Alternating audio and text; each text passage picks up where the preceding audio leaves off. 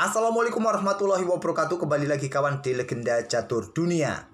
Beberapa event turnamen sudah selesai, seperti Praha Master ini dimenangkan oleh Arafin Citambaran. Babak terakhirnya tidak kita ulas ya, karena kita fokus ke permainannya Dani Dubov di Aeroflot Open 2 hari kemarin, dan juga turnamen mini yang ada di Amerika Serikat, Champion Showdown The Kings. Pemenangnya adalah Fabiano Caruana. Untuk beberapa hari mendatang kita akan temui turnamen catur 960 lagi kawan. Seri kedua dari Freestyle Chess Grand Slam Tour untuk seri Paris, Prancis. Nah, jadwalnya sepertinya juga akan berbarengan dengan turnamen yang ada di Amerika, The American Cup 2025. Kalau kita lihat jadwalnya, mulai tanggal 13 Maret sama nanti kawan.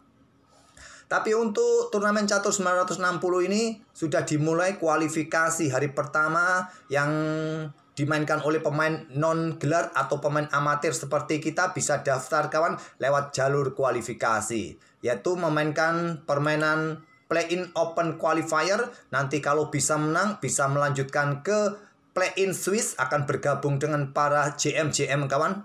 Berat ya kalau sudah bergabung ke play-in Swiss Stage ini, sudah nggak ada harapan lagi kawan. Nah, baru nanti event utamanya di Grand Slam Round Robin Stage ini tanggal 13. Untuk schedule-nya bisa kalian lihat di sini ya, kalian kunjungi seperti biasa di chess.com. Dan untuk game yang akan kita ulas ini, gamenya siapa kawan?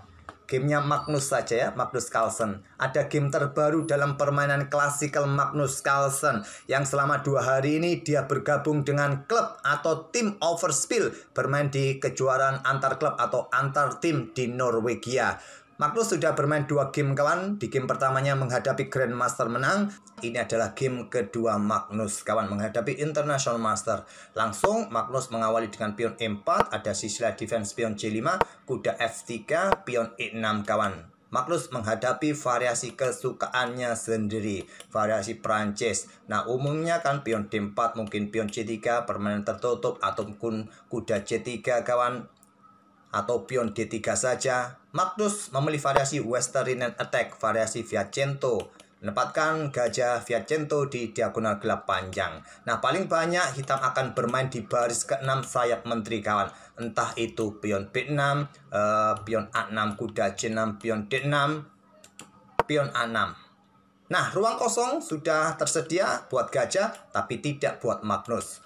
Buka Fianchetto lagi, kali ini sayap raja dengan pion G3. Double Fianchetto dimainkan oleh Magnus. Memberikan kesempatan hitam dobrak petak pusat dengan pion D5. Diterima Magnus. Ambil balik. Gajah G2 terlebih dahulu untuk percepat rokade. Tapi ada menteri E7. Terpaksa Magnus blokade dengan menteri. Menantang pertukaran. Kuda C6 ditahan, karena jika melakukan pertukaran boleh, bagus juga kalian melakukan pertukaran langsung. Mungkin hitung-hitungan kalian raja sudah tidak bisa rokade, tapi kawan raja masih bisa bersembunyi. Lebih cepat juga benteng dikeluarkan dan raja mundur. Ya, sama halnya seperti kita rokade. Menahan diri, lanjutkan pengembangan kuda C6. Kuda C3 serang pion, juga backup menteri jika terjadi pertukaran. Oleh karena itu hitam juga langsung chop, menteri E2, kuda chop, gajah F5, mungkin persiapan rokade panjang atau mengincar pion. Kalian bisa melepaskan pion ini, gajah B2, langsung Fianchetto, ataupun rokade. Magnus mempertahankan pionnya, dorong maju saja. Kenapa enggak dengan pion D3? Blokade juga. Hitam akan rokade panjang di sini kawan. Rokade panjang. Ya, masih bisa lah. Kalau kita mungkin seperti ini ya. Tapi beda cara pemikiran Magnus. Dorong maju pion saja. Walaupun terlihat akan memblokade akses gajah, jalur gajah di diagonal gelap panjang. Tapi gajah nanti juga masih bisa keluar ya ke petak A3 untuk menyerang pion C5 ini. Ini juga penting pion ini kawan. Yaitu untuk kawal petak B4, petak D4 dari potensi pion hitam dorong maju ataupun kuda yang ingin manuver-manuver. Oke.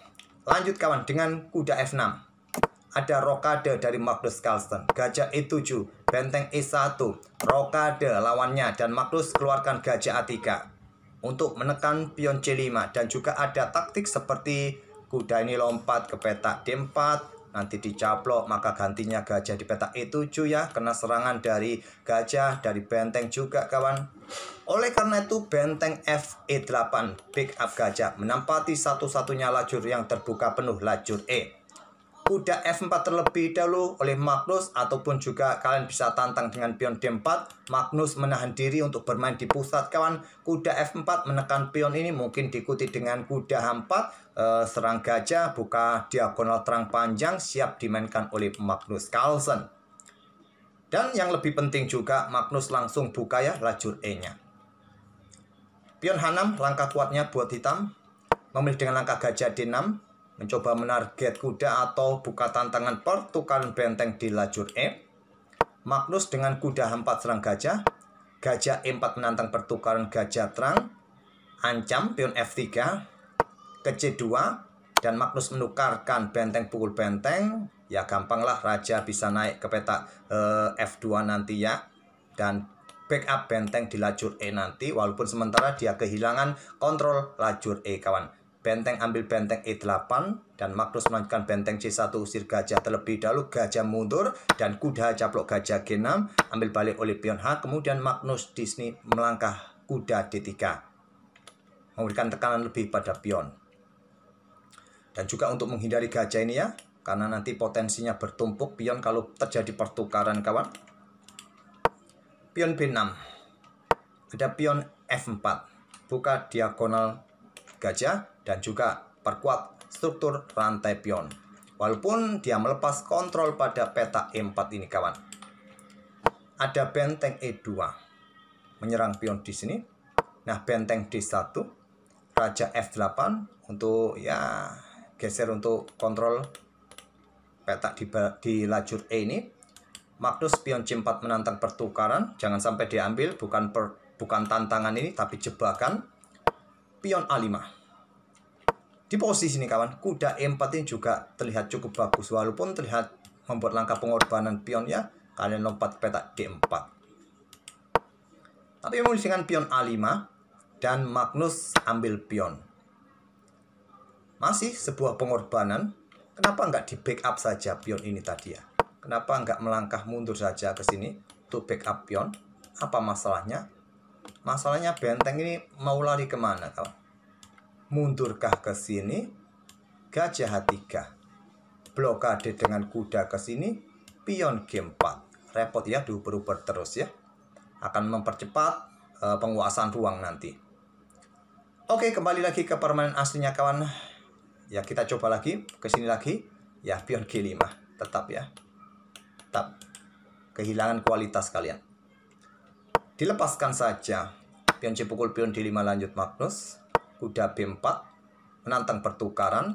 Opsi kuat buat putih juga bisa chop kuda ini dengan gajah, karena kuda ini juga dalam posisi mengincar pion A2. Magnus Carlsen melepaskan pionnya kawan. Kuda B2 dengan tujuan kuda lompat ke C4 untuk ancam gajah dan siap juga dorong pion bebasnya. Lagi-lagi senjata Magnus ini pion bebas. Nah, kuda ini selain menarget pion ini kan, ya juga tadi menarget pion ini. Apa yang harus dilakukan oleh hitam di posisi ini kawan? Hitam mestinya caplok pion ini saja. Tapi di sini dia ambil menggunakan kuda F. Kuda F yang kuat menggunakan kuda B. Kenapa tidak caplok pion ini saja? Biarkan pion ini nanti gampang kembali ya dicaplok lagi. Bagaimana? Karena ada kuda C4 kawan, ancam gajah, ancam pion. Gajah mundur, nah pion ini didorong maju bisa, ataupun ancam benteng terlebih dahulu bisa. Mungkin kan lebih suka dorong terlebih dahulu, gajah mundur, nah benteng akan didekati oleh raja. Kalian juga tidak punya banyak ruang, terpaksa mundur mungkin jauh sampai petak E8, petak E6, mungkin ke petak E6 saja. Nah, sekarang giliran pion D4 kawan. Coba lihat, diagonal ini bisa terbuka. Putih akan sangat nyaman. Bahayanya pion bebas Magnus Carlsen selalu begitu, selalu merepotkan kawan. Dia ambil menggunakan kuda F, bukan menggunakan kuda B. Dengan menggunakan kuda B kawan, nanti ada kontrol pada peta E3 ini. Karena jadinya di game ini jadi seperti ini. kuda F yang ambil pion D5. Nah, Magnus dengan kuda C4 ancam gajah, ancam pion, mundur kawan. Benteng E6 langkah kuatnya. Karena benteng ini berpotensi terjebak. Karena setelah mundur kawan, gajah sikat kuda B4. Ambil balik menggunakan kuda, hilang kontrol peta E3. Diisi oleh Magnus, benteng tidak bisa pulang ke rumah. Nah, bagaimana jika gajah ini diambil menggunakan pion C? Kuda tetap kontrol peta ini. Ya, wassalam ya. Wassalam. Oke, kuda juga dalam posisi terancam, jadi dia harus ambil balik gajah B4. Masalahnya benteng tidak bisa pulang ke rumah, kawan. Ada ancaman raja ataupun gajah siap mendekati benteng. Kuda caplok pion A2. Di sini gajah F1. Kuda C3 kawan. Kalau pion ambil kuda, benteng ambil kuda ya. Dan di sini benteng C1 pilihan Magnus. Kalau kalian caplok benteng ini sekarang, memang kalian tetap ya unggul kualitas. Tapi hitam masih bisa menyulitkan kalian. Walaupun unggul kualitas, kalian akan sedikit disulitkan oleh hitam. Ini langkah terbaik dari Magnus Carlsen kawan. Toh juga benteng nggak bisa kemana-mana ya. Kuda A2, benteng C2, dan hitam menyerah. Hitam menyerah. Atau di sini kontrol waktunya habis ya. Sebelum mencapai langkah ke-40. Nggak tahu ini habis beneran atau gimana. Oh, sepertinya jamnya nggak jalan ya. Oh, ini sudah error jamnya. Langkah keberapa tadi. Oke, yang penting di posisi ini notasinya sudah berakhir. Dan benteng ini juga posisinya nggak bisa kemana-mana ya. Anggap contoh kuda ini berbalik ancam benteng di sini kawan. Ya simple, gajah ambil benteng, kuda ambil benteng, ambil balik. Putih unggul jumlah perwira. Ya logisnya di posisi ini tadi ke peta E1. Tapi kuda juga jatuh, repot ya. Dari tadi mestinya ya. Di sini ya mestinya kalau sudah ada ancaman sikat saja ya. Oke, itulah permainan terbaru Magnus Carlsen dalam permainan klasikal kawan, membela atau memperkuat tim atau klub Overspill di turnamen antar tim antar klub di Norwegia. Sudah memainkan 2 game. Game pertama menghadapi Grandmaster, Magnus menang, dan menghadapi International Master ini Magnus kembali menang dengan elo performa seperti engine kawan 3329 dengan keakuratan super tinggi 97,8% keakuratan Magnus Carlsen di game ini. Oke, semoga bisa menghibur kalian kawan dan bisa memberikan wawasan dalam permainan Sicily yang tidak pada umumnya. Western Attack bisa kalian coba. Terima kasih. Kita akan bertemu di video-video berikutnya. Wassalamualaikum warahmatullahi wabarakatuh.